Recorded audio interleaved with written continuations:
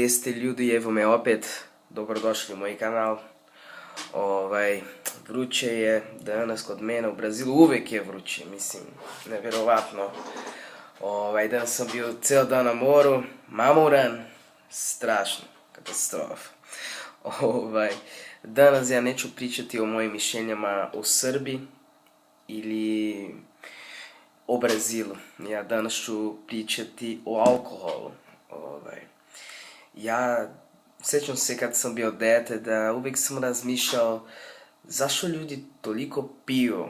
Mislim, vjerovatno i kod vas imate sve te tradicije kao a neko dobio dete, ajmo na piće, a ne znam, kupio sam kola, ajmo na piće da zlavimo,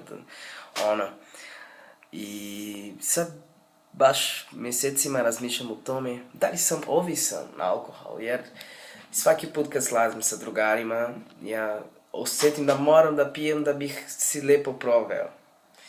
I sad malo sam razmišljao o tome kako je to glupo, mislim, nema ništa protiv jer radio sam to sinoć, vidite, mamuljam sam sad, ali baš razmišljam o tome, mislim, zašto sad, imam 21 godinu i moram da pijem da bih si lijepo proveo sa drugarima, mislim, glupo je to malo sad.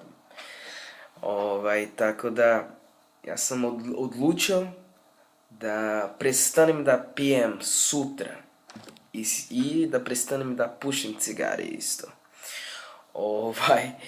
Ja ću da izbacim svaki nedelje snimak o tome, mislim da li sam uspeo, tako da ja mislim da to će mi pomoći da imam tu odgovornost. Tako da, baš mi interesuje šta vi mislite o tome, da li je to glupo ili sve zavisi od kulture ili ne znam, mislim, baš interesuje to. Vidite da moj glas je malo čudan i ružan sad jer sam bolestan. Moj srpski baš loš jer slabo ga koristim. Žao mi je. I tako ljudi, baš mi je drago što ste gledali. I stavite komentar o mojim gramatičkim greškama ako sam napravio, vjerovatno sam napravio. Osjetim da zaboravljam srpski, ali evo, snimam, pričam sam sa sobom sad da bih ga koristio nekako, tako da evo. Sutra prestat ću da pijem i da pušim cigare i ja ću da svaki nedjelj da izbacim klip o tome. I to je to ljudi, sad moram da pozdravim sve srpske devojke jer ste najlepše na svijetu.